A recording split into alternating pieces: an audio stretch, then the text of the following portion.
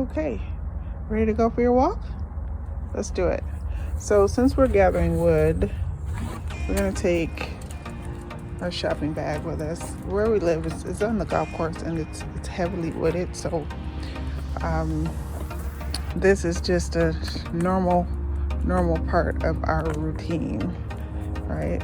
Just down the walkway and onto the golf course. Come on, Sophia.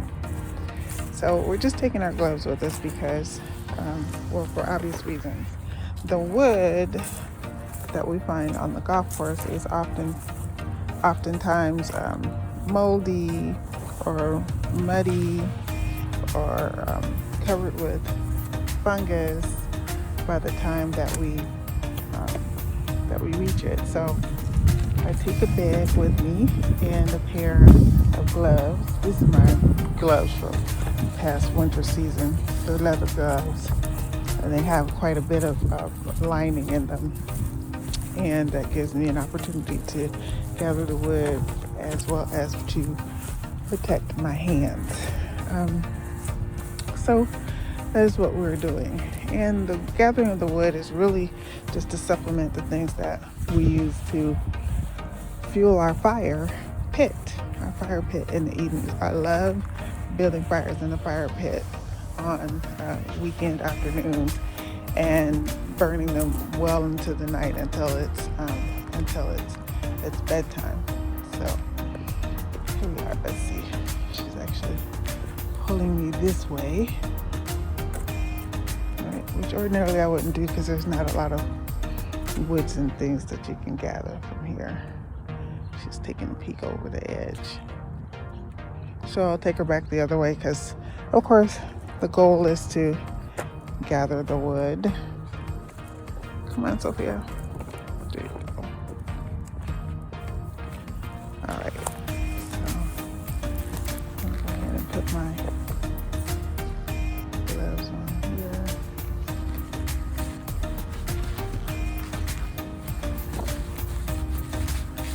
All right. So usually we find a lot of woods like this, right? Things that make good kindling for the fire. It's pretty dry, and it's not going to be too big to get inside of the fire pit. It makes good kindling, right? Now, when building fires, we oftentimes use pressurized woods that we pick up at the Home Depot, and then also Duraflame logs because, hey, who has time for lighting all those matches? But to keep the fire going when it needs supplemented, I like to use the sticks that we find here in our environment to keep the fire going, right? This is also bonding and me time for Sophia and I have an opportunity to walk, and she gets to explore and see the sights and so on. We've been here for a number of years, and I enjoy letting her loose at times back here on the golf courses. You know, she's a hunting dog. Schnauzers are German hunting dogs, and she really has it in for small animals and vermin. I would say the biggest pitfall here are cats on the golf course, just, you know, from people maybe just letting them go, or feral cats. You know, once they're out here, they multiply, and so you can find quite a bit of them, but they're ferocious.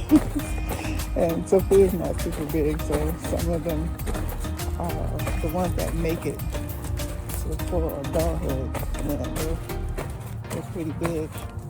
They're tough customers too, though, because you got to think about that. They've been outside, and a lot of them have never been indoors. They don't know human interaction when you touch. They've never been vaccinated, and so that is just that is just the ones that Sophia, that she likes to play with. The big mean ones, but I always tell her and say, no, those animals That is more like a surgeon. If you want to mess with him, he's gonna go to town on you, right? So, oops, missed.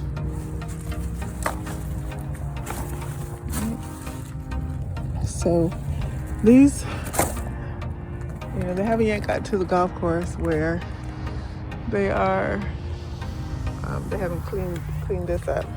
I live on the third hole of the golf course, so we're out here all the time. Here's a piece of bark. I like picking up the bark because it's so dry and it crackles when you add it to the fire, right?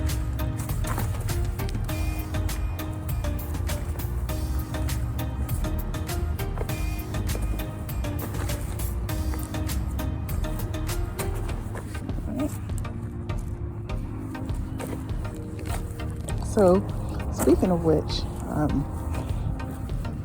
read this article in the news about, it was helpful advice from a guy that is lazy about protecting his dog from heartworms. He has a 10-year-old mixed breed dog, and he says that he is not real good with remembering to administer a heartworm preventative to his dog. And he says usually what he'll do is he'll buy a 12-month supply, because it's required. Takes the dog to the vet, right? They sell them in 12-month supplies. But what he does is throughout the course of the year, he will only give 6 of those. He says now he knows that he could do better. And let's say provide the preventative at the time of the month when the rent is due or the time of the month when the mortgage is due. That's an activity that would give him and his animal the regularity he needs to administer the drug. Okay. And then he says, my dog has never tested positive for heartworm, never. So I'm figuring now, what's the chances of me actually, don't eat that. What's the chances of me actually needing to give my animal any more heartworm preventative? I can just save the money and take the gamble that my dog is not going to be infected. And at the end of the article, he just says, well, if you're like me, I hope this helps. And of course, just think of it this way, if you don't like what I'm saying. Some form of preventative is better than no preventative, right? Okay, so this is where they've done a lot of work on the woods. Okay, so I agree, right? Some preventative is better than no preventative, but then again, it's not his life that he's gambling with. It's the dogs. And so for that reason, we don't want a pine cone. For that reason, I disagree.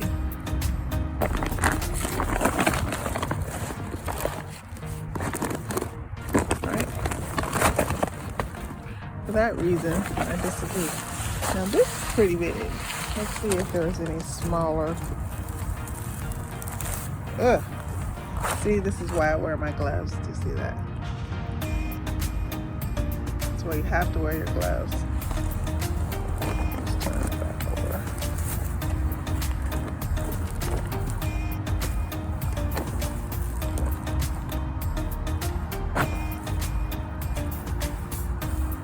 All right, so for that reason, I disagree, because heartworm can be deadly if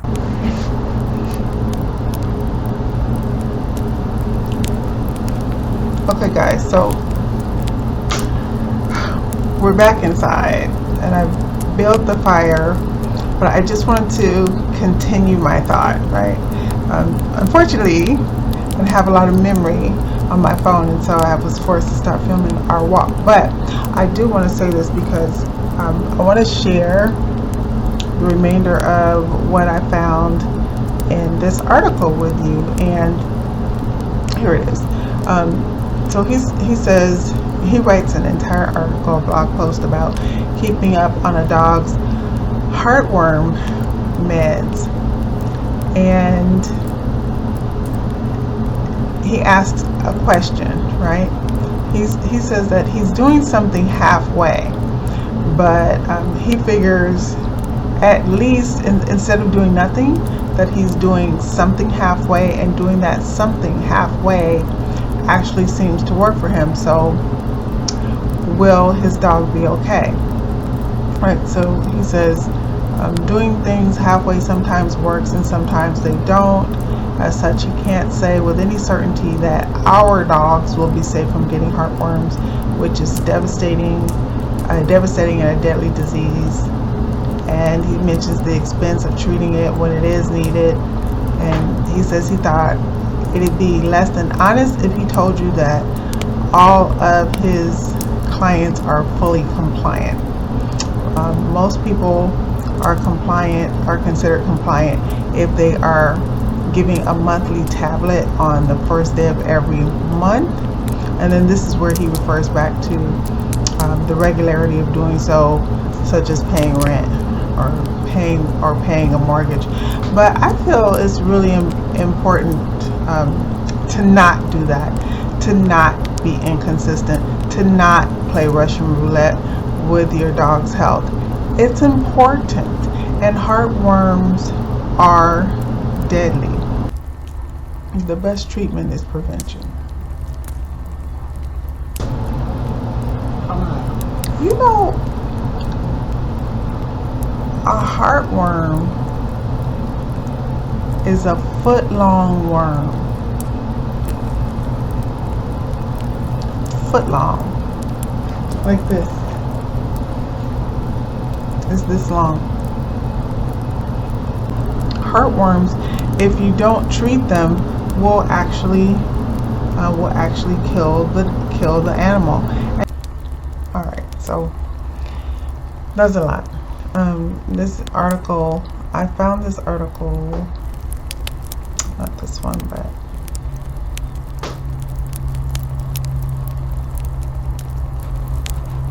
I found this article of interest at the Boston Herald.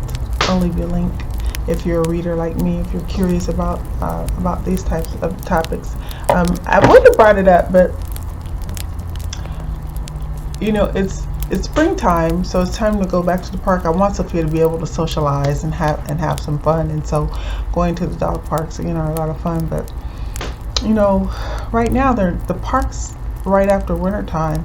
You know, I wish I could say they're pristine, but a lot of them are not. They're still very soft and very muddy, and you know, I would encourage you to check on their paws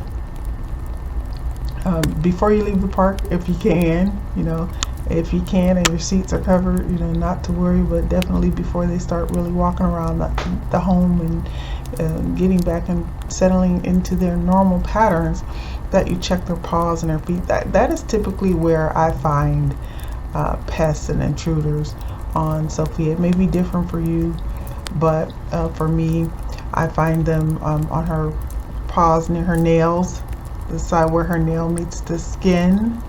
I find, you know, like ticks there. In between her paw pads, nasty little worms get stuck. Right, so you want to make sure that you're inspecting them after the park. If you have their reception basket, as you can see that basket right back there on the floor, that's her reception basket. Is there from the winter time. I should most likely refresh it. Hey, you can do that next time. But when you first bring them in, you know, make sure you have your reception basket there equipped with the things that they need, with towels and pet bath wipes antiseptic spray, extra poo bags, a dog brush, a dog comb, if necessary, right?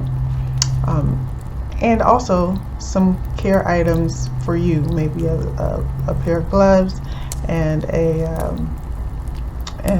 package of tissue, right, to care for your nose and little things like that when you come back in, and also something that you can use to wipe your shoes, and perhaps even a pair of flip-flops. You're gonna throw those in there so that you can take your shoes and things off at the door and not track the mud and so on into the house. So just try to be prepared as possible so that your transition from wintertime to springtime is easy. Now, and it's a myth, by the way, it's a myth to believe that if your pet has heartworms, that they will just poop them out. Right? And it's a terrible, terrible, terrible, terrible, terrible way for them to meet the end of their life. Right? If you're looking at the dog species and you're thinking they don't have worms, you could 100% be wrong about that, which again leads to the importance of those annual and semi-annual exams, and then the regular administration of the heartworm drug and the flea and tick drug as well. Right, so that's very, very, very important. It lives in the heart, it lives in the lung, it lives in associated blood vessels. That's terrible, right? I understand what he's saying, you know, some effort is good versus no effort, right? Who do you side with? The person that does nothing, or the person that sometimes does something, or the person that all the time does something? I'm over there on that spectrum, right? Because I'm all the time doing something for Sophia, being conscientious, watching her health, keeping her on her schedule, going to her vet. If you text me, I text you back. If you text me, I call you back. If you text me, I might just show up, you know, to ask questions and get involved and stay engaged and stimulate the conversation. Because another thing, if you're going to be as close to your animal as I am to mine, you don't want things to pass back and forth between you. Cross-contamination is also a very real concern. So you have to think of it in those terms too. I feel his casual effort is worth a mention, but if it's at all possible, sir, step it up a little bit, right? Because your dog's 10, we hope they make 12, and 12 we hope they make 15, and 15 I hope he gets ancient, 17, you know, I hope he gets up there, right? So help him. That's all I gotta say. Good, I hope this helps. All right, so done with this portion. And also, by the way, we're done gathering wood. I built the fire and she's burning, and yeah, we're out.